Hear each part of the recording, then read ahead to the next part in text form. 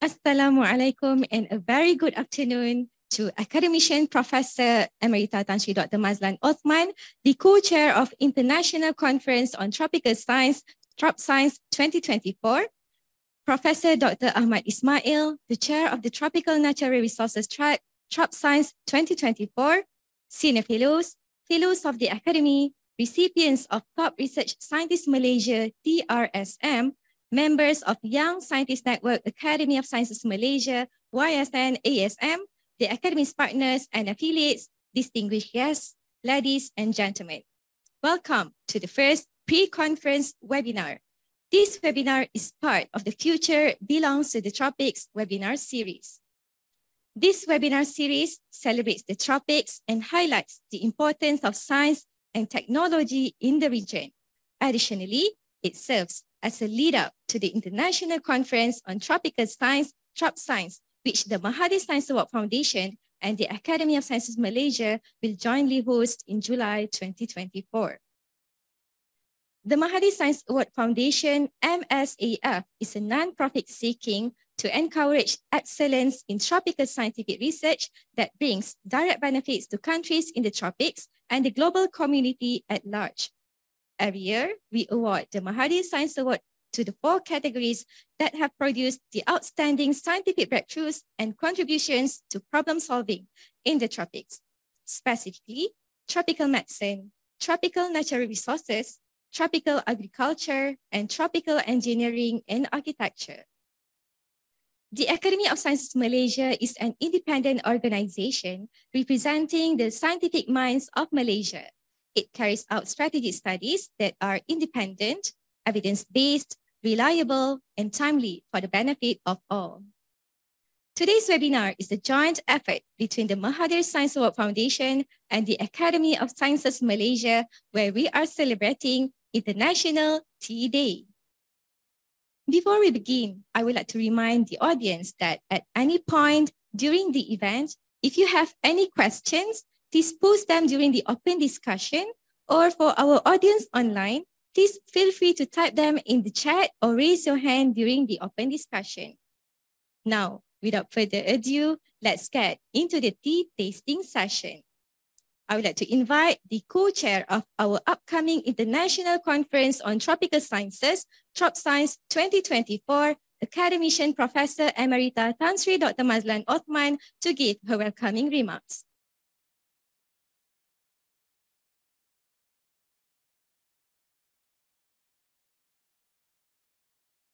Hello, everyone. Welcome to our International Tea Day webinar, which is part of the pre-conference webinar series themed The Future Belongs to the Tropics. This webinar supports the International Conference on Tropical Sciences, or TropSc. For those of you who are familiar with us, the previous TropSc was held in October 2021. We are now starting a new series, which will be a lead up to the International Conference on Tropical Sciences in July of 2024. This time, the focus will be on planetary health. So, to launch the series, we are focusing on tea. Now, according to the Food and Agriculture Organization, tea is the world's most consumed drink after water. Tea is also one of the most important cash crops and plays a significant role in rural development, poverty reduction, and food security in developing countries. It is a principal source of livelihood for millions of smallholder producers. And tea also has a cultural significance in many societies. Overall, tea cultivation and consumption provide numerous benefits to tropical regions, including economic, environmental, social, and health benefits.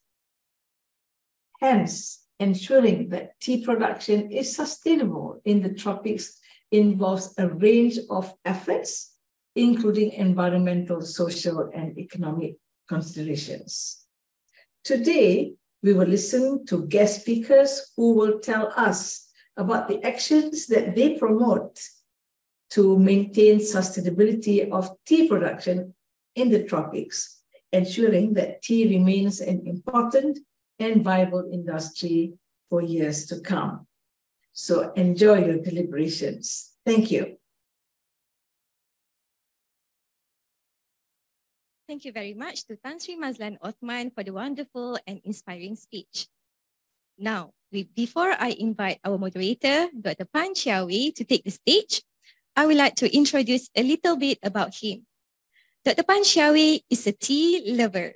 He is a senior lecturer in the Faculty of Pharmacy at the University of Malaya and currently an Exco member of Young Scientist Network Academy of Sciences Malaysia, YSN-ASN. He has been actively involved in YSN-ASN's program, such as the Responsible Conduct of Research and Chrysalis Awards. Without further ado, I would like to invite Dr. Phan Chia Wei to take over the Spill the Tea session. Please welcome.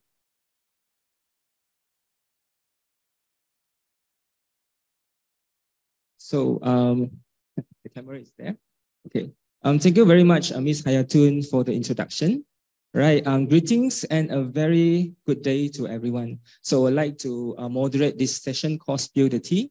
All right. So as Ms. Hayatun has rightfully said, I'm Dr. Phan Chia Wei, and I'll be your moderator. So welcome to our first pre-conference webinar, the International Tea Day event. So like what Tan Sri Mazlan has said, please book your calendar. So this is actually the first webinar for our TropSc Conference 2024. So I'm glad that you could join us today to celebrate this special day. As you may know, International Tea Day is an annual event that was first proposed in 2019 by the United Nations to raise awareness of the importance of tea in the world. As mentioned by Tan Sri Mazlan also, tea is the second most drunk beverage just after water, and it is enjoyed by people all over the globe. And it is also a major agricultural product with over 5 million people employed and advantaged from this tea industry worldwide. So fellow members and audience in the Zoom, hello. International Tea Day is an opportunity to celebrate the many benefits of tea. First of all, we know that tea actually can help us to protect our body from free radicals. And also it is important to boost our alertness because of the caffeine and also the rich antioxidants. And it is also help to increase cognitive function, promote relaxation, and reduce our stress. So in addition to celebrate the benefits of tea, International Tea Day is also an opportunity for us to address the challenges that is faced by the tea industry. So these challenges could be the climate change that everybody is talking about, deforestation, and also the low wage for the workers, like for example, the tea leaf pluckers and so on. Now, before we introduce the speakers, so the ASM analyst is very helpful, and we together has gathered 7 points about the sustainability in tea industry. So we are putting the tea in the sustainability. So first, we have done some analysis. First, we find that the first best practice for sustainability could be organic farming. By adopting organic farming methods, which I believe the speakers will be talking about that. Water conservation is very important as well, to implement water management to reduce the strain on the local water resources and try to minimize water usage in tea planting industry. Biodiversity preservation, which is the topic of Prof. Ahmad, that tea plantation can be designed to promote biodiversity by preserving natural habitats, and it can be the wildlife corridors from the existing biodiversity that is in the habitats. Next is also energy efficiency. Try to reduce greenhouse gas emissions is always the mission of any industry, including tea plantation.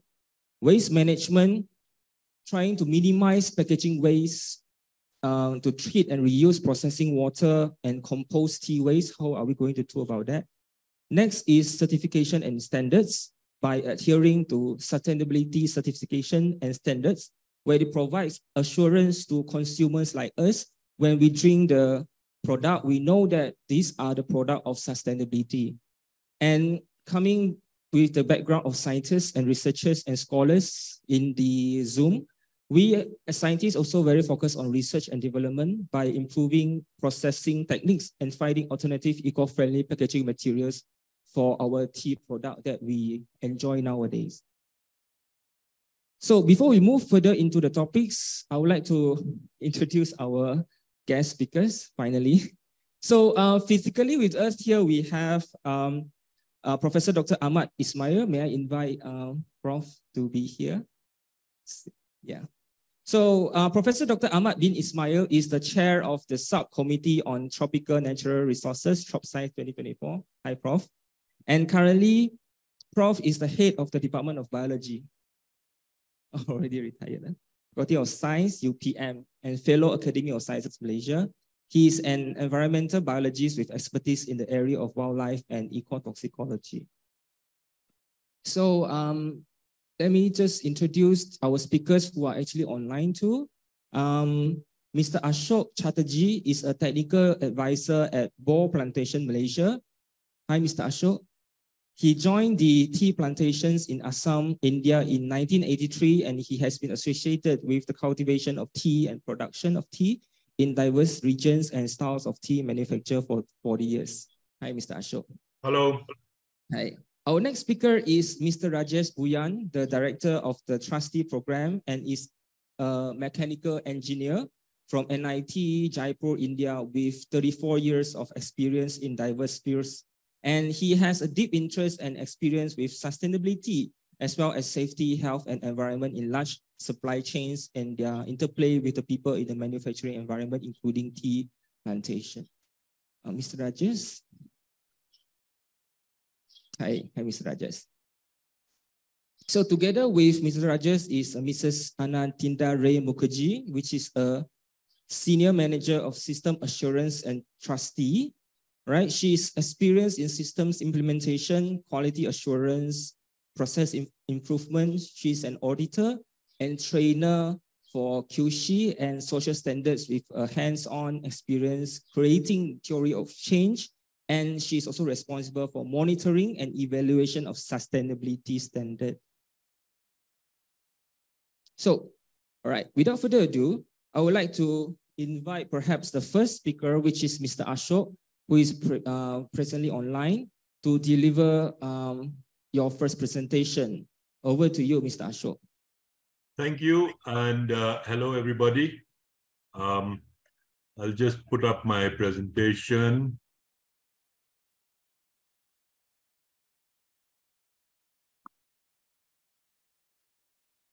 I hope everyone can see this.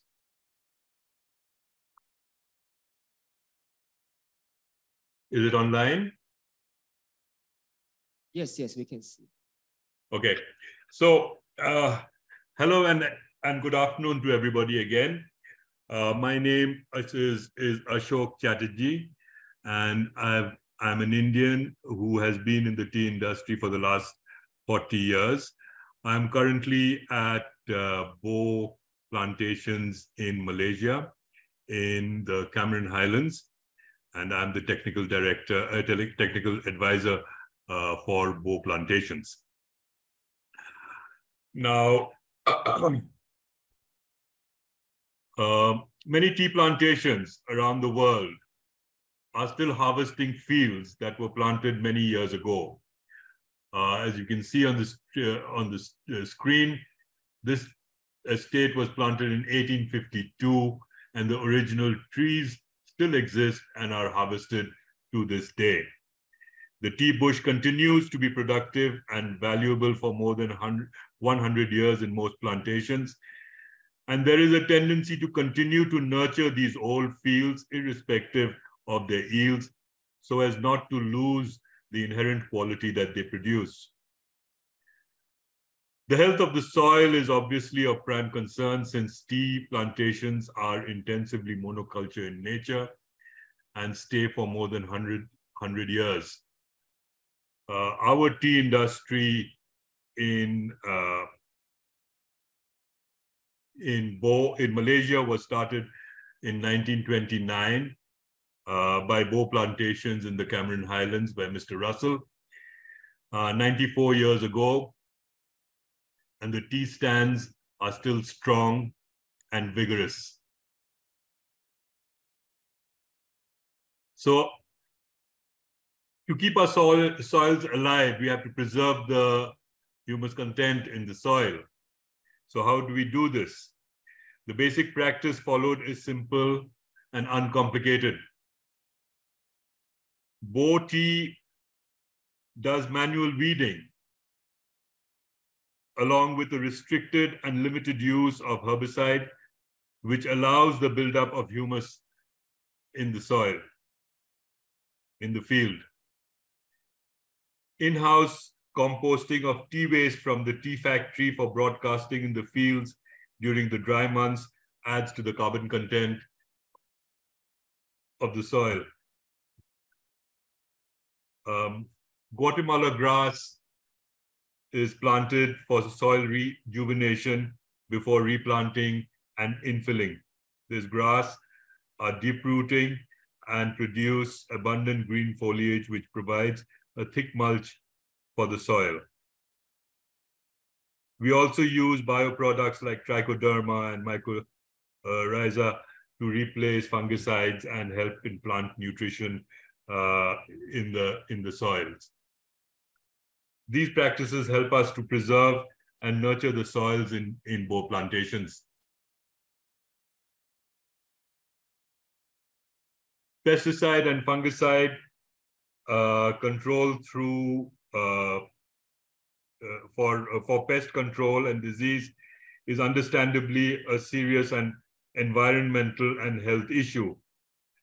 The emphasis on IPM, integrated pest management, helps us controlling pest infestation, also reducing the dependence on chemical control.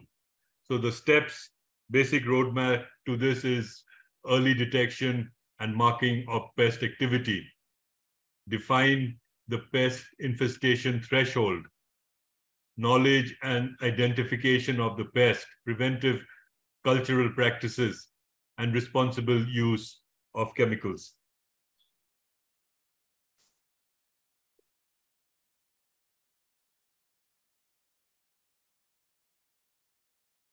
Strict compliance with usage of permissible chemicals only, with prolonged withholding periods, adhering to the European Union recommendations, and frequent testing from accredited laboratories to certify MRL limits are not exceeded.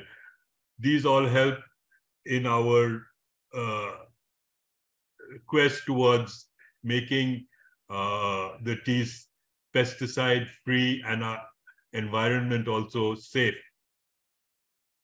To preserve the natural habitat of the flora and fauna, we maintain the biodiversity. Large swathes of forest and water bodies are allowed to flourish untouched between the tea fields in BOH plantations. We have about 40% of the grant area under forest and water bodies. Certifications like MyGap, MESTI, and FSQS reiterate the standards that are being upheld.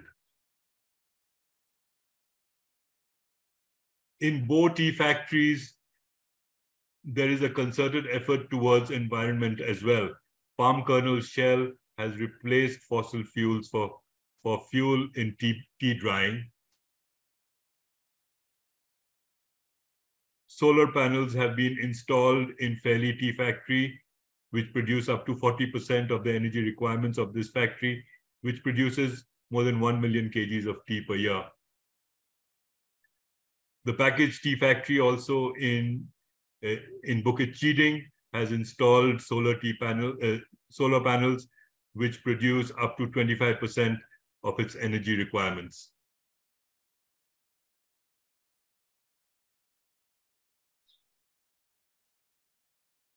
After water, tea is the most consumed beverage in the world. We started drinking tea in the year 2737 BC, that is 4,760 years ago. Tea is commercially produced in more than 60 countries. And it is safe to say there is no country in the world where you will not get a cup of tea. In Malaysia, tea consumption has grown from 18 million kgs in 2007 to 29 million kgs in 2017, with a per capita consumption of 910 grams. With such widespread consumption, the marketing of tea is an enormous business. The tea market is dynamic and fierce with competition from large multinational brands as well as smaller local players. Tea is sold loose as well as in packaged form. We are, of course, aware that used packages can pose a severe environment issue.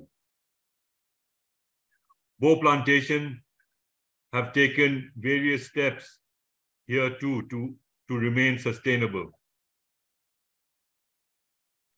There has been a complete eradication of plastic shrink wrapping of 17 varieties of tea cartons in Bo tea.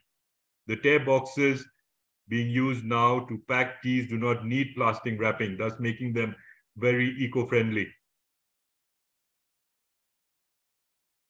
Recycle and reuse of packaging material as well as tea sachets. The materials being used for tea packets and sachets are recyclable and marked as such for the consumer's benefit. Converting some varieties to attractive tin canisters for reuse is another sustainable step. Biodegradable tea filter paper or tea bags as we know them. These are made from plant fibers and wood pulp, which has the benefit of being compostable. The pyramid bags use biodegradable filter paper derived from cornstarch.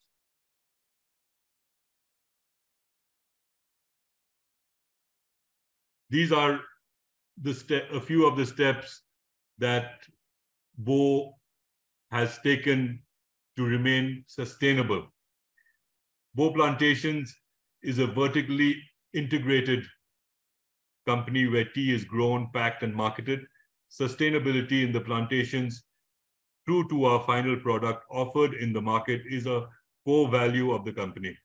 Sustainability measures can only be successful if the top management is proactively involved in its implementation and direction. Bo tea features sustainability as a core value. The Bo management focuses on a top-down engagement to ensure sustainability is not just a word. Our tea industry in Malaysia was started in 1929 by Bo Plantations in the Cameron Highlands, 94 years ago, and still going strong. So how sustainable are we as an industry? And are we walking the talk to remain sustainable? Thank you. That's my presentation.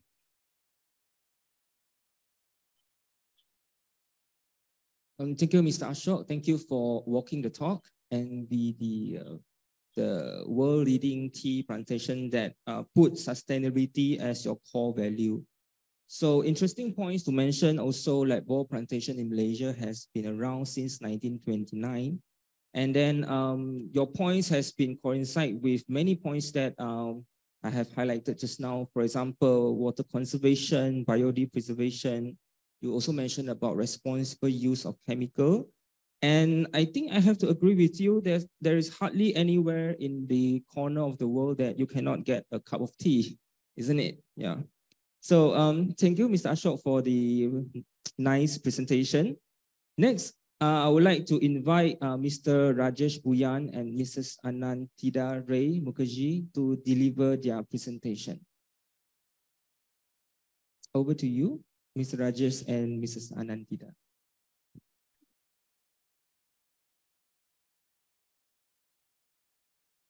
Thank you very much. The presentation will be shared from your end.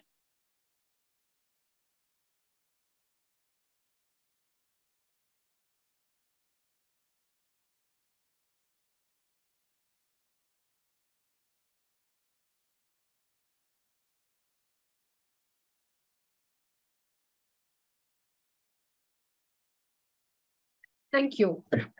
Thank you for giving us this opportunity to present ourselves as a standard in this forum. Thank you very much, the host and the August audience. We are TRUSTEA. So before we run through our slides and what we talk about in sustainability field, I would like to introduce what is TRUSTEA. So if you can just move the slides. So what is TRUSTEA as a program? So global agri-commodity standards, what we are having nowadays are very generic and pose challenges in adapting to Indian conditions. So what are the applicable laws of the land is there? It is not factored into these requirements when it comes to India. Then this led to the development of the TRUSTEA as an Indian sustainability code for the tea sector, conceived and created by the stakeholders of the Indian tea industry supply chain. Now this program is managed by the TRUSTEA Sustainable Tea Foundation, which is a no-profit organization. And today, TRUSTEA is the world's largest single commodity domestic agriculture standard in a single geography for a single crop. So how we work? We mainly support the small tea growers, the estate, to improve the competitiveness. Then we establish the continuous improvement in the tea industry through the sustainability standard adherence practices. Then we improve the livelihood of the small tea growers and the estate workers.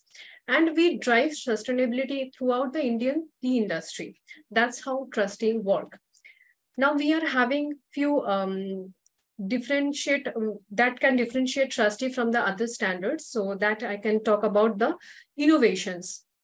So if we can go to the next slide, please. So why we are innovative? What are our innovative aspects?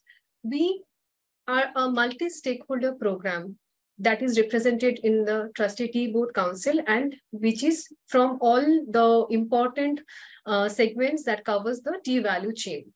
Next is we are the member of ISIL Alliance. So TRUSTEA is the only domestic standard which is a community member of this prestigious ISIL Alliance.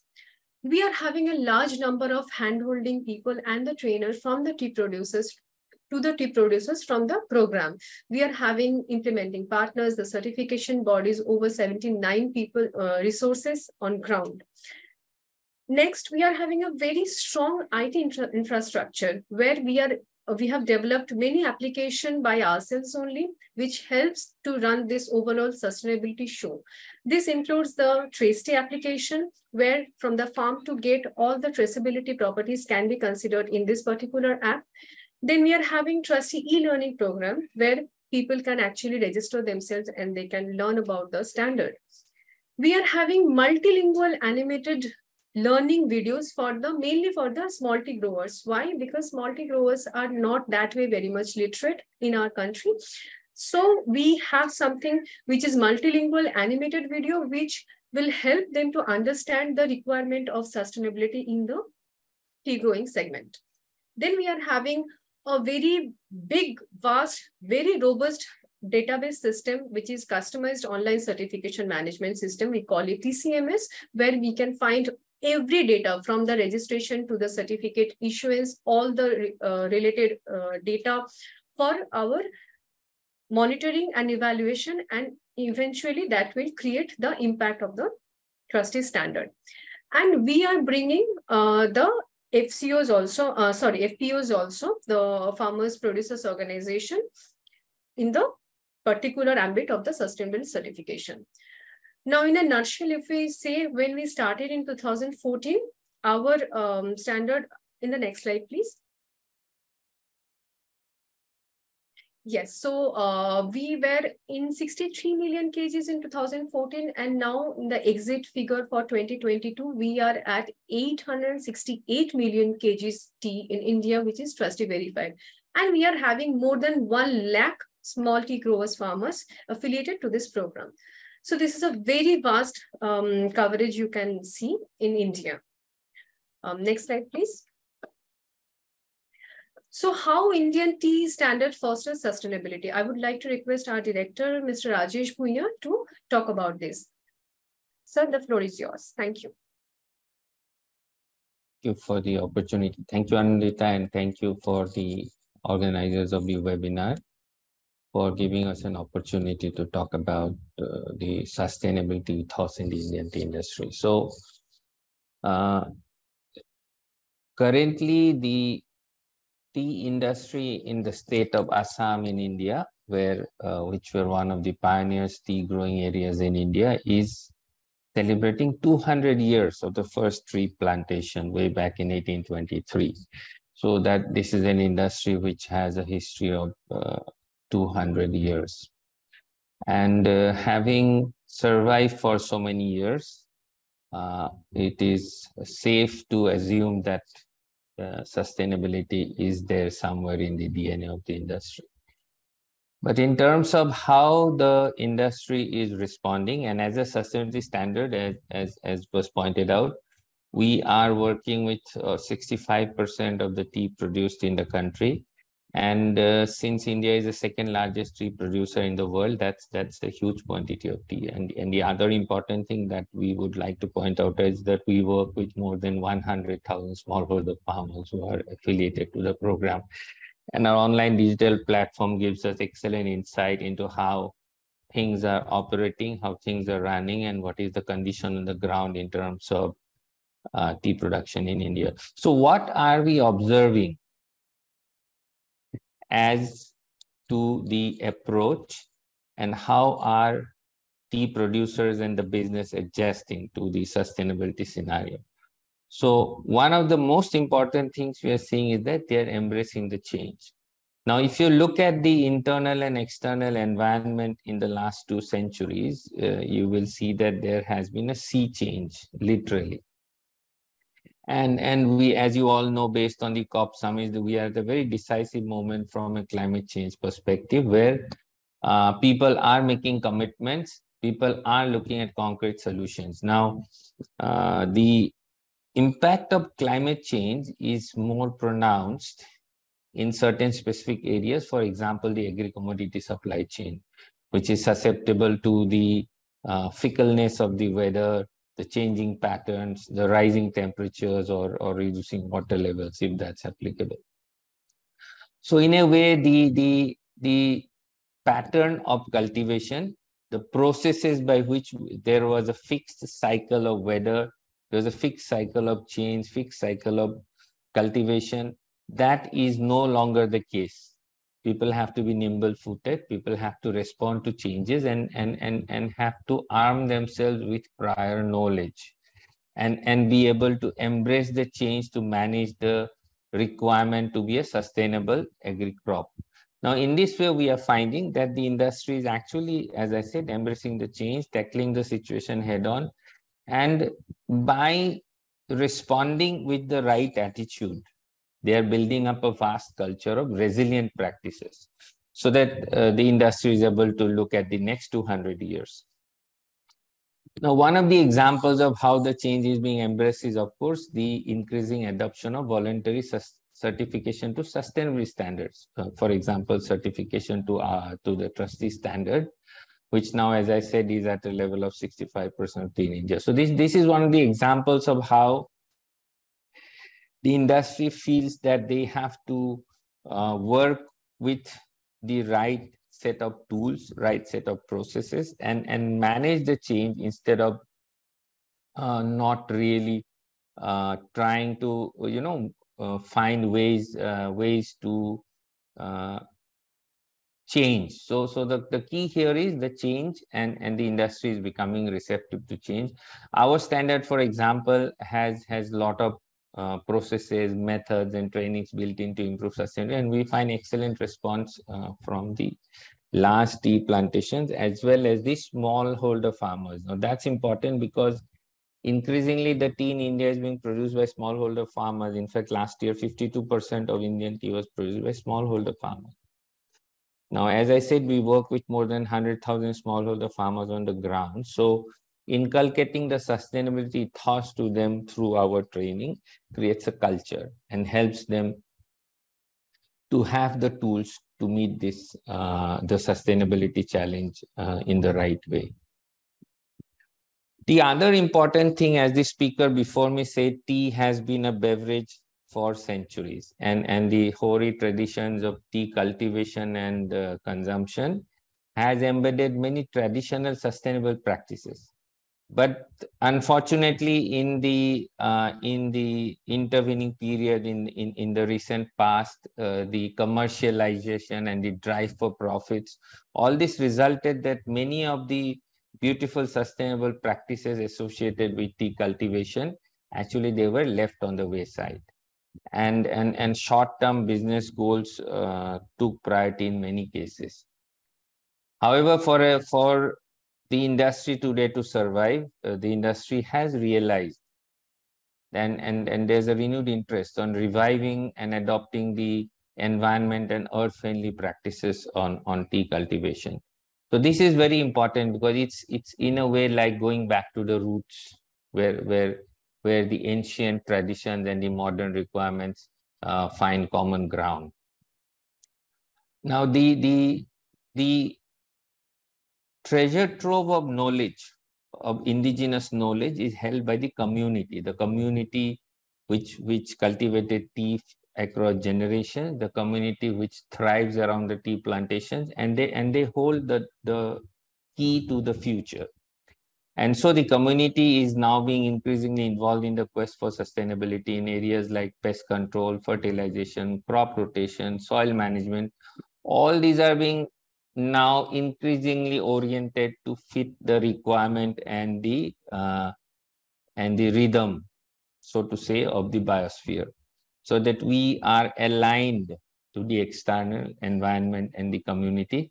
And this, I think, is one of the most important measure and tool that we can adopt, harmonizing tea plantation with the community, with nature, making sure that a plant and the farming practice that has survived centuries continues to thrive. At the same time, businesses find meaning so that the livelihoods of hundreds of thousands of workers who work in the tea plantations are also protected. So this is where organizations like TRUSTEA, who are a convening platform, we play an increasing role in working with social organizations, non-governmental organizations, focused projects to help and bring this vast treasure of knowledge to fruition in our quest for sustainable practices. So this is one of the areas. One of the efforts that we are doing now is a project we wish to initiate, is to create a library of practices which are linked to indigenous technical knowledge. Now, India being a very big country, these indigenous technical knowledge-based practices vary from region to region. So it's important that these practices are analyzed and a library created on the basis of the immediate surroundings, so that the tea plantations, the smallholder farmers have recourse to this knowledge and they can adopt this in their sustainability journey. But I think there is going to be a very good response to such initiatives because, as I said, there has been a very conducive atmosphere to introduction of sustainability now based on the current scenario in the agri-commodity sector.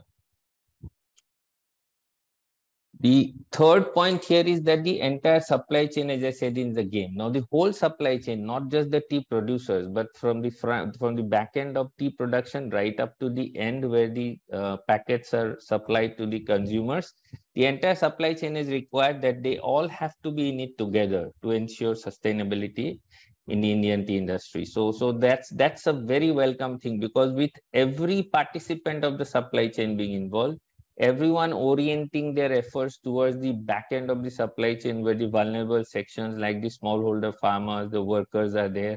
So sustainability needs a holistic approach. We have to carry the entire community, all the parts of the supply chain with us. So the entire supply chain now getting into the game is providing a boost to sustainability in the tea industry here. The fourth and important thing is research and development. Now, the TRUSTEA program partners with an organization called Tea Research Association, which is more than 120 years old. It's one of the largest tea research associations in the world. And we are finding that the tea industry has shed any vestiges of insularity in their approach. They're receptive, collaborative, and they realize that scientific learning and knowledge is the key to arming ourselves with a very systematic and focused approach towards sustainable growth of the tea industry. So this is another area where scientific community programs like TRUSTEA are working as a convening organization, partnering proactively with organizations working on areas like climate change, reduction of carbon emission, and welfare schemes. So this is how we find and we work actively in the industry to ensure that the industry is able to progress to the future in a sustainable way. Thank you very much.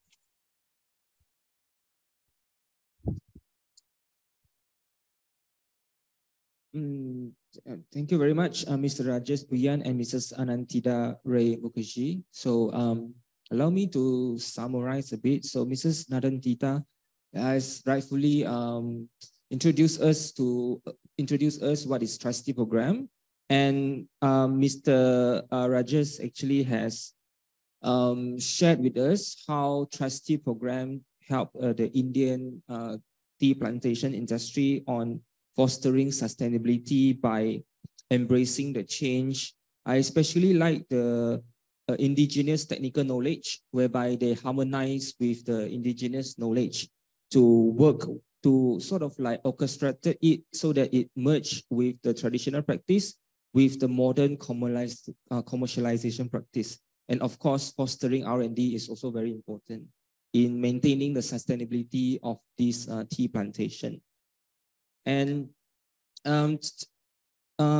before we continue, I just wanted to announce that I forgot to mention just now that Dr. Rufus from the University of Yoranda couldn't make it today. He apologized for that. And then since he's not present today, then I would like to pass on the mic to our own ASN fellow, Professor Dr. Ahmad bin Ismail, to give his views on this topic. Yeah, the floor is yours, Prof.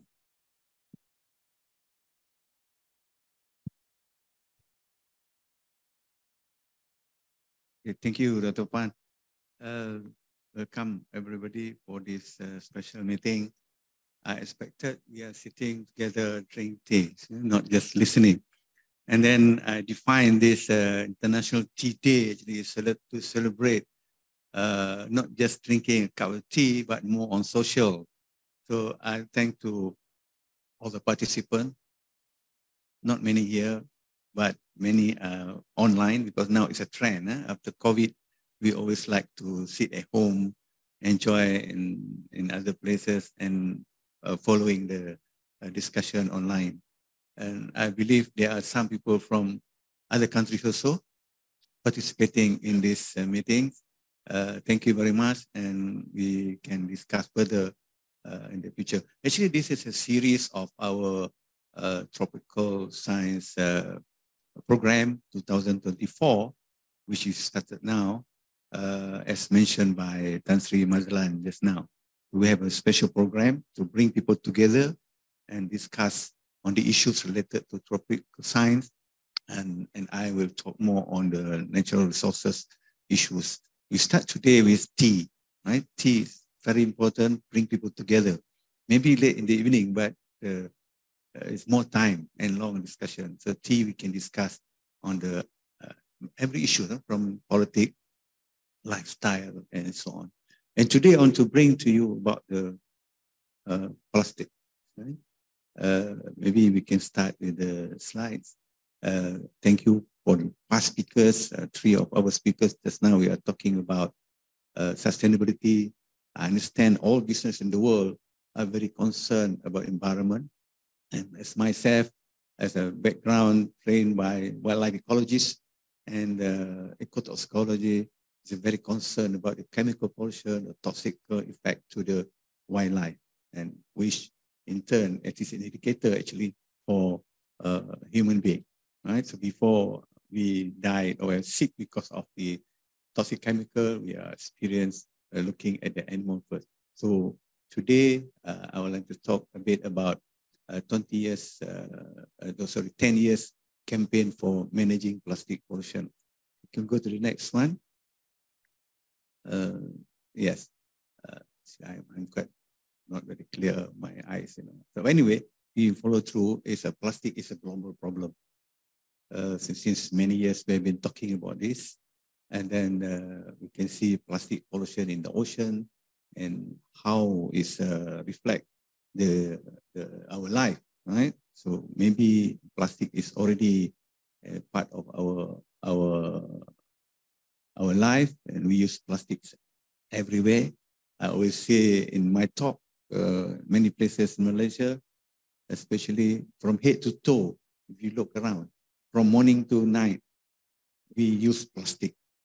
But sometimes we forgot where we throw the plastic and what happened to the world. This is where knowledge and culture or awareness is very important. So we need to take action, right? So plastic is everywhere, as I mentioned. In this particular discussion, maybe you look at the packaging as mentioned just now, one of our speakers. But the industrial people are working hard actually to think on these issues. And I, as a fellow in the Academy of Science, I found that this is very important. It's a challenge. The scientists in Academy of Science, especially the fellows of Academy of Science and all of the scientists in general, it's a challenge for them how to solve this plastic pollution. So in general, if we look at the tap water with the pipe, the water coming out, if to save the water, you turn off the tap. So same thing in the plastic pollution. If you cannot control, you go to the environment, go to the ocean and so on, we should to reduce. How to do it? Not that easy, right? It's a challenge. The scientists, social scientists, the economy and so on. Okay, next. What is the next slide? This, yeah. Many research. If you Google, at one time, we understand that ASEAN countries, including China, produce a lot of plastic in the ocean. So if you Google, you can see hundreds of publications related to plastic, either the big size or small size, and go to micro plastic and so on. And the whole world is responding to this. And then the United Nations already launched to how to end the plastic in the ocean. And Malaysia also put the strategies how to solve the plastic pollution. And we start with zero single-use plastic, which is very challenging. And recently, and now actually, people are still talking how to reduce the plastic pollution in Malaysia by 2025, which is for me another 3 years, which is impossible, right? So it's a great challenge. Okay, next. Well, 2012, actually, we start discuss on this because my field of research since many years also involve plastic, involve chemical pollution and landfill site, and how all the whole world should manage the landfill site, including develop the technology to reduce rubbish, including plastic, go to landfill site. So we already discussed in many aspects where the plastic goes to, where they are ending, where they come from, what make people use plastic, and many other things related to chemical pollution absorbed by plastic and released back to the environment. It's very scary, actually. If you go through, it's related to many things, including the most important is our health, our generation, and our living environment. So, okay, we go to the next one.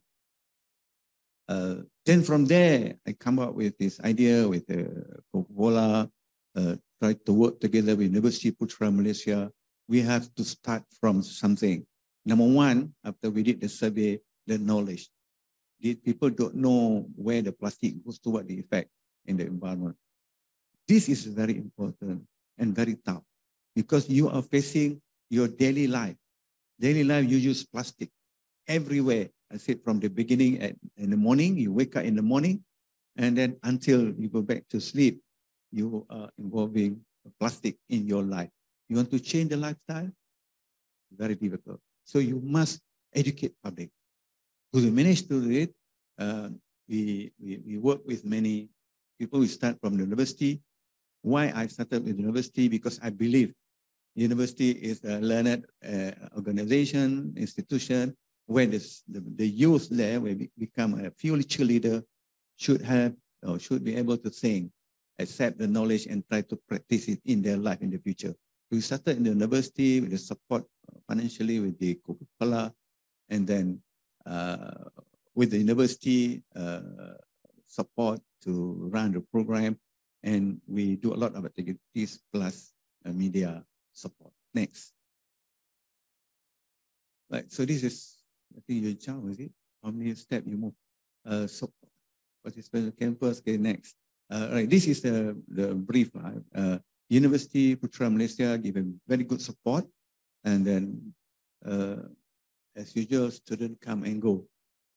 You have to do it continuously, like a tadika, you know, like a kindergarten, right? You have to continue, give the same thing, the same thing, students come and go, and still it's very tough. After 10 years, that's why I said 2025, if the government want to say zero plastic, it's a very, very tough, right? Very tough. So university give a support, a space, and create a bicycle lane to reduce the emission on campus, give them reward when they come with a plastic and so on, and distribute the bin, plastic bin, to all plastic this waste bin to recycle or separating the waste. So this support also is not enough, because in 10 years, we can see people come and go, and then still no model. We have the model in university, we don't yet bring the model outside to the community. That's why we need to continue this. Okay, next. Next, please. Yes. And that's why I said we, after University Putra Malaysia is a very successful organized this, we expand to another university, another 4 universities involved. And you see, this is one support, it's very important. They create a recycle center, and then they have a program which reward educating, creating awareness, and reward system. This is what we need to do it in a local community, especially to support this idea. Without reward, people don't come. And it's easy to throw it away rather than, you see at your home, your house, how many people really manage the plastic at home. Just answer this, and you can see the result of plastic pollution in the ocean. Can we do it? And then with the cost of landfill site is very high, all the process bringing rubbish from your house to the landfill site getting more expensive. And I always say, why you have to pay people to clean your unwanted thing? You don't want plastic, you don't want rubbish at home, but you pay people to take rubbish from your house to other places. I think this is not logic. It's not logic, right? We need something. So recycle program, we introduced it in the university. Few universities are very successful, but we need the public to follow, and we will continue it again. Okay, next. The next slide. Okay, more challenge after COVID, right? I was so surprised, and at that time, I stayed in the hospital for a short time, not because of COVID, but during COVID. I was so surprised, and I walk around the hospital, I can see plastics everywhere, from the doctor, mask, and they give me the food, and then I went to visit where they throw the plastic. There are 2 medical waste and then non-medical waste. I tell my work for last many years, it doesn't work. We have the policy, we have the regulation, we campaign, but because of short COVID event, we cannot, or we go back to even the worst situation, right? If you go to the beach, every 10 steps, every 10 meters, you can see 1 mask on the beach. So this is the thing I noticed. So research has been carried out all over the world. There are so many hundreds of publications related to plastic and COVID. If you can go, everybody said the same thing. So, okay, next. More action we need, right? Definitely more action, because this is human problem. You cannot say manufacturer, you cannot say Bo, you cannot say Coca-Cola, you cannot say this is all because the benefit is for all of us, the effect is on all of us. So humans should solve it for the human benefit. So we should discipline ourselves, we should respond to it. We want plastic, we demand for plastic. You go to the supermarket, you demand for plastic. If the people pay in Malaysia, people ask to pay 20 cents, so we're willing to pay. So we'll never solve the problem. This plastic issue, I remember when I was a student, right? The supermarket put a big plastic, please use this. How much they sell, they put the price there. Very cheap, right? They subsidize some more. But still people use a plastic bag. This is in developed country. So you imagine in developing country, there's an ASEAN country is the most polluting plastic in the ocean. Right? So we need to look. If you look at that, the 5 countries they put there is equal to other places in the world. Malaysia is the next one. That's why Malaysia is not in that balance, right? So this is, we need to do a lot. So manage plastic pollution. Do not use if not necessary. Not use, and then program and activity. We should do it everywhere. I saw in one private company or no, corporate. I went to the toilet. I saw the sticker on the inside of the toilet, so you can sit there and you read all how to manage your plastic. It's a good idea. So you can enjoy your sitting there and understand and learn from how to manage your plastic waste. Right. So reduce consumption is number one. Stop plastic waste. Next, I think we want 2 slides more. Next, please. Yes. So thank you. Please take this home, preventing save energy. Just now, the moderator said about climate change. Because in the process, right, in the process of preparing plastic, in the process of keeping plastic in the landfill site, or some they burn the plastic to get the metal inside and so on. This create climate change, GSG. And so climate change, biodiversity loss, and public participation, they go together now in the world. Everybody are talking about that. And we are very poor in public participation because it's a common issues. Your issues is my issues. Your problem is my problem. So we should work together. And we demand for the local community and the local private sectors to support the activities. If you go to Everest, I never been to the Everest, but I heard also got plastic. And deep in the Indian Ocean, also you got plastic. So meaning plastic is everywhere, right? And I did my survey on the plastic pellets and small. You start from everywhere. In Japan, in Korea, in Vietnam, Philippines, Indonesia, Malaysia, you can see a lot. So we need to be together. If you blame the rules and regulation, they put the law and penalty.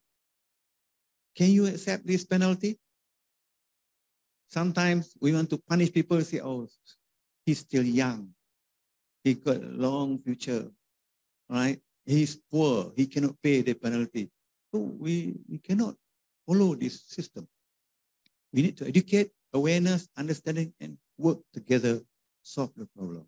So we have, if we drink tea today, where we throw our tea bags, and we must have the system to help the system. If we drink Coca-Cola today, or the bottle, water bottle, where we throw it. If Coca-Cola campaign to get back all the bottles, so how far we support that? Who going to support? What the system you can establish to bring people together and respond to this? Because this is, we declare it's a common issue.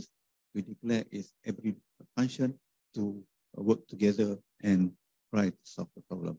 So I think I end with this point. It's a long way to do it, and we have to work together for the whole world, not just Malaysia, the whole world, because whatever happening in Malaysia, say climate change, it will happen in other areas. Whatever turtles died because of straw here, and the people in other countries also concerned about it. 99% of seabird mistake eating the plastic pellets. And if there is no bird, seabird, they will affect the system. The same thing, if the whales die, they will involve the system in the nutrient cycle, for example. So a lot of things, if we understand ecology, we will answer that. That's why we need to educate people, and knowledge is belong to everybody and everybody have a right to earn this knowledge, and together we solve. Thank you very much. Thank you very much, Prof. We certainly do feel your passion on recycling and reducing plastic. Okay, now we have reached 4 o'clock, so it is just nice for our open discussion. So ladies and gentlemen, be it on physical or you guys are attending from Zoom, if you have any questions, I would like you to put your ideas or comments or questions in the Q&A section, and then our staff will actually pass the questions to me. All right, but first, since you, Prof, you are talking about plastic, so I would just want to continue on with the topic, and I would like to ask the first questions. So not only to Prof, Mr. Ashok, Mr. Rajesh, and Mrs. Anandita, please feel free to chip in. So when we talk about drinking tea, how do we make sure we actually brew a more eco-friendly cup of tea? So nowadays, because of convenience, we use tea bags. Is tea bags actually free of plastics, or there are actually plastics that present in the humble looking tea bags that we are actually using? So what is your thoughts on that, Prof, and also Mr. Ashok? Thank you. I think they will answer more. Some people say have some plastic there, some now. This is technology. That's why I said it's a challenge scientist, right? If you don't like it, what is the alternative, right? So we have to work hard on how to solve this plastic issue. If they say there is a plastic in the tea bag, so either they change to another material or they manage to the plastic. So now the technology is changing. I think people from tea industry can answer better because my concern is what happening in the environment. If I found the tea bags everywhere, I'm thinking of collecting that, and I don't have a lot of tea bags, so I cannot change into the compost or whatever. And they have a better procedures to help and bring the industry or other consumers together, supporting them. So maybe in that sense, they can answer better. But anyway, for me, it's a great challenge for the scientists to work into this. So how about your thoughts, Mr. Ashok? Because I think you mentioned about plastic use in your slides. What about that? What is your thoughts on that? Yes, actually, this, as I mentioned in my presentation, is of course an environmental challenge because tea is a hygroscopic product, and we do take measures to make sure that the packaging does not allow moisture to enter the tea. So in BOH, actually what we have done is we have actually completely eradicated the use of shrink wrapping that was earlier used to protect the packets. What we have done is we have now converted to tearaway packets which are self-sealing themselves and do not need the shrink wrapping. So we have actually in 17 of our products, we have removed the shrink wrap plastic. Apart from that, like what you have just said regarding the tea bag, as I mentioned, our tea bags are very eco-friendly. They are made from biodegradable, material. We use plant fiber and wood pulp to make our tea bags.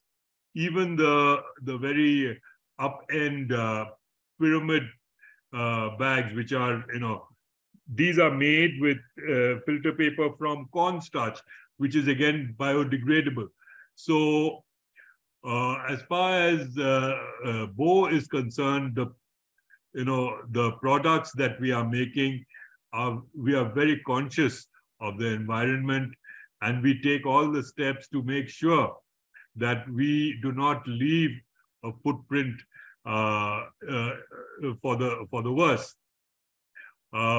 we are also using, we have converted at a cost, we have converted our packaging material, which are the tea packets that we have. We are using material which can be recycled. And for the benefit of the consumer, we have marked it very prominently on the bags that these are recyclable. So please put them in the recycle bin rather than throwing it with the normal waste. So there is, of course, a lot to do in this direction, but we have taken the first steps. Thank you, Mr. Ashok. Mrs. Anandita from TRUSTEA, do you have anything to add on this? Yes, thank you. So in our case, basically, as a standard, we are looking into the totality. So when it comes to a use of plastic, so there are various means where people are actually using plastic. So it's we are spreading awareness like the hazardous materials which can be burnt, which cannot be burnt in that way. So as per Indian law, burning plastic is completely no. So that we are definitely looking into. But when it comes to packaging, so our scope of certification is to bulk packaging. So there it is for the retail. So it's not for the blenders who will blend and mix and then put the final packaging. So it's all about the bulk packaging, where actually people are using the paper bags. So the paper bags are definitely, it's eco-friendly. So that's how we are closing that loop. But yes, what I understood from my experience that maybe at a very thin layer of plastic they use inside to hold the moisture content and just keep it safe from the outside, any kind of contamination related stuff. So that is maybe using, but the maximum side of the packaging is completely made by the paper. So that's where we are just closing the loop. Right. Thank you so much for enlightening us on the plastics in this tea. And then we actually have one question from Zoom. In the Zoom he asked about Mr. Leong asked me is there any use of used tea leaves or tea leaves in the bag for post-consumption? As for example, we know that coffee ground waste are being recycled to make packaging products. What about the tea leaves that is spent? Has been spent, has been used. Is there any study to use the used tea leaves as a material to produce packaging products? I open these questions to the floor. Anyone? TRUSTEA or Mr. Ashok? Well, in my knowledge, I don't have any input on using used tea leaves.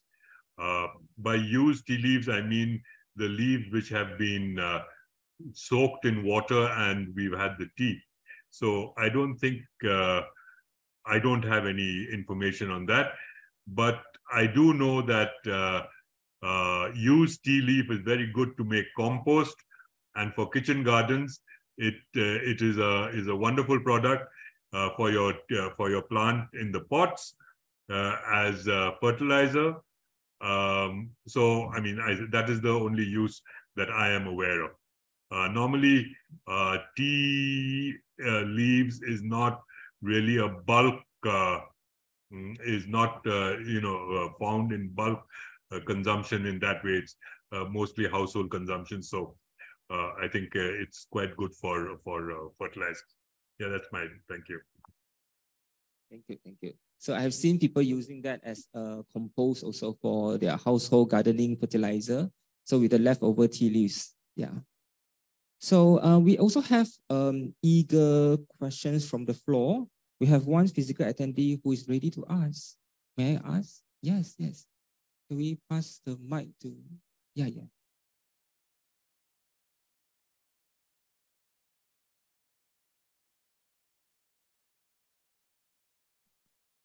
Good evening. Thank you very much to the speakers. Actually, I'm a tea connoisseur. I drink tea very often. And I just have a small doubt. In Malaysia, to Mr. Ashok, there are many board like Cocoa Board, Pepper Board, we have Kenef Board, but do we have a tea promotion board run by the government? That's one question. Secondly, I'm not sure whether tea packets has got expiry date, because the other day I just dug my cupboard, I saw some old tea bags nearly about 4 to 5 years ago. I'm still using them. Is there a expiry date for tea sessions? Thank you very much. I think you will find that every packet has a best before date, which is normally, yeah, there's a best before date marked in the packets. I think, sir, we still see you here, meaning that the tea was safe. If not, you drank it, right? So we still see you here. Very healthy means it's okay. But regarding the TV board, we have rubber board. Do we have a tea board in Malaysia, Prof? I haven't heard about it. Maybe if you want to form the board, they must have some. It's important to. But the tea, I don't think we have as compared to other rubber, for example. Maybe India and Sri Lanka should have. But the important is here. The agency have to look at many aspects, like the values of tea itself, importance of tea. See, I said just now, tea is just not for the drink, but maybe more on social, that kind of thing is more important, I think, besides guided by the health authority on the quality drinkable tea, for example, it's not polluted, because I don't know, I didn't study that, how much pesticide they use, how much pesticide is accumulated in the tea and leached back to our cup. So that one, I think there is a standard. Mr. Ashok, I think you yes, the tea is definitely follows a standard which is tested by MOH, right? And we also have a Malaysian Tea Association. But as far as BO is concerned, BO follows the EU standards of tea quality. We have our teas regularly tested in accredited laboratories, both in Malaysia as well as in Germany, because we do have our teas which are exported to other countries as well. So the safety of our tea standard is very prime prime concern to us, and we adhere to all the parameters that have been laid down by the tea consuming world. As you know, EU is one of the most stringent bodies as far as food regulation is concerned, and we try to match our teas so that we can export to Europe as well as to America and Japan. Thank you. Okay, Tari, eh? Well, Tetarik goes to other countries as well. Thank you. Yeah. It's good to know that the tea that is being served today is TRUSTEA verified and also EU certified. It's good to know that. So I think we have too much of technicality. We discussed a lot of science and technology. So there's actually a questions, which is also, I feel, is very important. So Francis actually asked, what is the difference between Chinese and Indian tea? And how are these two teas of origins, flavors are being created? Like, yeah. So the first question is the difference between Chinese and Indian tea, and how are the different flavors are created? Is it naturally, or how is artificially created, the flavors, or how? Maybe Mrs. Anandita, you want to start first? Yes. Okay. So frankly speaking, I never tried that way Chinese tea. So for me, it's very difficult to say. But I mean, from a technical perspective, what I can say definitely, first thing is that every country is having their own testing parameters and procedures. So as Mr. Ashok Chatterjee rightly said that they are following EU parameters, we are following FSSAI and PPC, Plant Protection Code. So which is like already covering all the aspects of EU, and maybe there are a few more also. So it all depends on the MRL testing, that the maximum residue limit takes for the chemicals or the whatever fungicides, herbicides they're using on that. That is one thing, but the taste is something that definitely mainly prevailing upon the climate and the soil characteristics of that particular area, which enhance the color of the tea, the fragrance of the tea. So all these, the taste, the aroma that we actually we can feel, we can taste, we can smell, that thing only comes to the mainly from the climate and from the soil. So definitely soil is one part of the climate that we consider when it comes to the tea cultivation area. So in case of India, it's like definitely within India also we have three major area in Assam, in South India, which is in Kerala, Tamil Nadu, and then there is an area in West Bengal. All the three areas, teas are different in taste, different in color, just because of the geographic location of the tea bushes. So Darjeeling, the same tea, what we call orthodox, that's too aromatic due to the soil. But definitely in the same time, the Assam tea, or Assam also produces orthodox, but that is rich in color, not that way aromatic. So definitely it varies. So I'm sure the same way Chinese tea and the Indian tea also varies a similar way. And talking about different flavor, that depends on the blend. So while you are blending, you can put many additional things into it, like cardamom, cinnamon. So there are basil. So always these are the factors which create the differentiation of the tea taste and the aroma. Yes.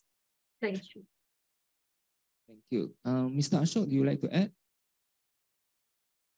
Well, I think she covered it very nicely. And as far as the flavor is concerned, there is a category of tea which is artificially flavored. They may be extracts, plant extracts, which are added to the tea. And like you may have vanilla, you may have raspberry flavored, strawberry flavored. We have a whole range of flavors that are now available in the market. And it depends on what you want to drink. So yes, the tea by itself, of course, does not have a raspberry flavor or a strawberry flavor. It's an addition to the original tea. Right. Thank you so much. So Francis, I hope the panelists has answered the questions. I myself also learned a lot from this.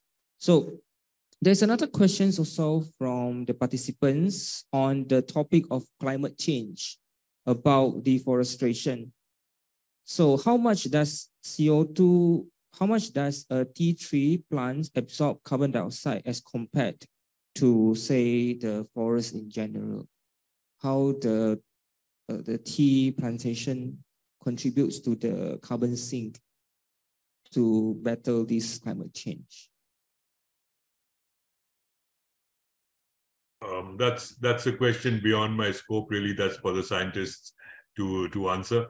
I know that we just plant 10,000 plants per hectare. So there's a lot of green that goes into a tea plantation. Yeah. Or maybe I just reshape the questions. I just redirect the question a bit.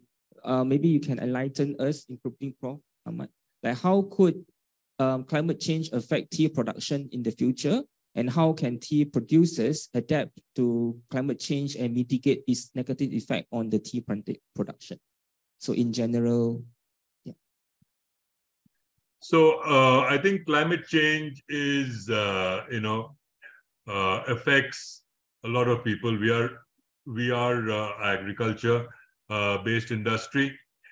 The climate is very important for our teas to grow, Currently, the climate change is such that the rain is being clustered together in few months, and we are having many months of drought. So we do have a very stressful time when there is no rain. Tea grows only when there is enough sufficient rain and there's humidity, and the heat it does not like temperatures beyond 35 degrees. So obviously there is a lot of stress on the tea with the climate change. Now, how are the planters trying to mitigate these problems? Like I mentioned in my talk, we try to keep the soil alive. We try to keep it covered. We try to conserve the waters that we have through mulching and through various processes. So climate change, of course, is a very difficult battle to fight, and I think that also applies to the tea industry. Thank you. You want to add something? No, from Mr. Ashok's presentation earlier, they have, very old tree, so they don't cut the tree. The surface of earth is not really exposed directly. Maybe many other factors that you look. And I like the question if we can have a detailed study on the carbon dioxide and carbon stock and so on, including the temperature change, especially the microclimates on that particular area to answer the question in detail. Maybe some people have done in the forest because there's a mixed vegetation, and then maybe in the oil palm estates, but I don't see, maybe they have already, but we need to Google, read more, and especially in the Cameron Highlands, we should have some local data to support the question on the tropical issues on climate change and biodiversity, as I mentioned earlier. This is what I mentioned in my last slide, climate change, biodiversity, and local participation. Right, so maybe the planters can support this idea, do a small monitoring on this question related. Thank you. Thank you, Prof. Due to time constraint, we can only accommodate one more questions. Perhaps this is the last questions. I would like to open the floor again, particularly to the physical attendees. Yeah, we have one. Hi, Prof. I'm very interested on the part of your speech where you talked about plastic use after COVID-19, because I'm from a healthcare background. So I've also seen how the usage of single-use plastic, particularly, is on the rise after COVID-19. So I'm just asking because I suppose previously it was because of cleanliness, but now it's also for safety that people prefer to use, for example, utensils that were plastic wrapped and then throw them away. So how do we balance being safe in terms of health and also being safe in terms of our plastic use for the environment? Okay, thank you. That's what I mentioned earlier. Education and awareness is very important. And we use if necessary. And after we use, we have to manage it, right? So as I mentioned, if water from tap going down to the drain. So if you want to avoid from going to the drain, you stop somewhere, right? And you recycle the water. If you can stop the tap. Also, this is the things, if you don't use the plastic, so of course the plastic don't go to the environment. And if you manage it well, they don't go to the environment. How to manage it? We have to do many things like recycle, reduce, reuse, right? And the clinical, I asked them how they manage plastic during the COVID. And they said they have the system because you already have the SOP for the clinical waste, right? But how is still give some effect to the environment. And this is where the challenge and technology, how to, based on their fundamental knowledge and the process, can advise how to stop, to reduce the pollution. But if we keep talking about GHG to many years, I learned this in 1970s, where we talk about carbon monoxide, go to the create air pollution, create temperature in the urban area and so on, increase the temperature in the urban area. And some propose when you put the trees on the roadside, it can reduce the temperature. But how far you understand and practice this? Before we have forests, we have roadside trees, but now because to make more traffic go through pass quickly, less accident, for example, we reduce the plants in the city. So this is where the technology integrated. Say, for example, we increase to use the public transport, for example, to solve it. The same thing with the plastic. We must have the system, how to solve it. Clinical waste, okay, you have the system, the procedures, but how to reduce pollution, side effect, or side polluters from the process. And for those pollutants, not the clinical waste, how you want to manage it. Say, we mentioned about single-use plastic. Do we need to use it? We have to redesign, and every ladies, for example, must have shopping bag in their handbags, for example, because we study the habit of some people without plan go to the shop and want to buy. They want to buy one, they bought two. So this increase the size of the bag. I mean, increase, or your bag cannot support that what you want to buy. So you must plan and think and manage it. So this is about the attitude, about the mindset, about the thinking and practice. It takes a long time to change people. Because if you have the habit, for example, since 3 generations earlier, we talk about don't throw rubbish. Until now, we're still throwing rubbish. Say, for example, on a highway, why you have to pay for the rubbish collector? So, because we throw rubbish, right? And during heavy rain, the road become like a river. So they bring all the plastic, everything, go to the drain. And finally, where it goes, you don't trap them, they go to the sea. And eaten by fish or birds or whatever. And they break down, stay there for a long term. Right? So this is the thing, you can do it. I work with a fisherman. We found fish in the plastic bottle. And they trap there. When they go there inside, because there's no tops, they trade out. And then the fish can go when they are small. They don't die because they have enough food and water there. Right? So they are living there for life until they die in the plastic bottle, because plastic bottle won't degrade in 5-10 years. So this is an example. If you found this, maybe you feel guilty why you throw plastic bottle to a roadside and then finally go. You stop at the traffic light, any traffic light you like. You just stop by and you look at the plastic from the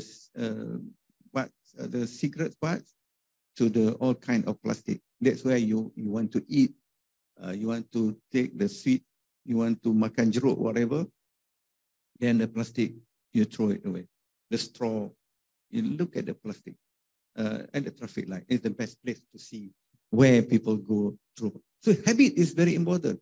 So if you want to help this kind of thing solve the issue, help me to educate public. Everybody knows, but they don't practice, right? So everybody, as I mentioned, everybody should be together. You want a high quality tea, they must wrap it nicely so that they maintain the taste, the texture and so on, right to your cup. But after you got it, what should you do? Right? This is maybe in the box, they should write, please keep this plastic or whatever in your pocket and bring it home. Should you bring it home and pay some people to collect your unwanted rubbish to the landfill site? So all those things you must understand and practice it. So thank you very much. Thank you. Interesting point, Prof. So we have come to the end, but before we actually end this, I would just want every one of you to what is your wish? What is your last wish during this International Tea Day? Maybe we start with Mrs. Anandita. What do you wish for the future of tea plantation industry?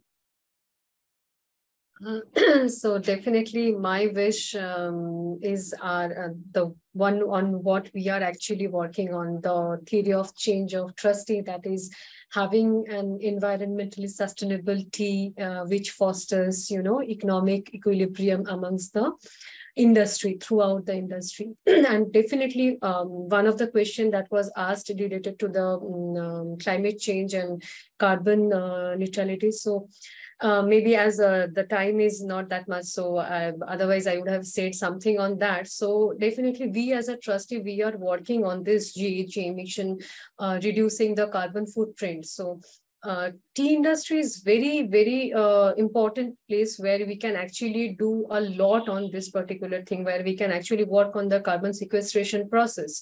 So that is something where we are actually now working on, trying to understand the direct and indirect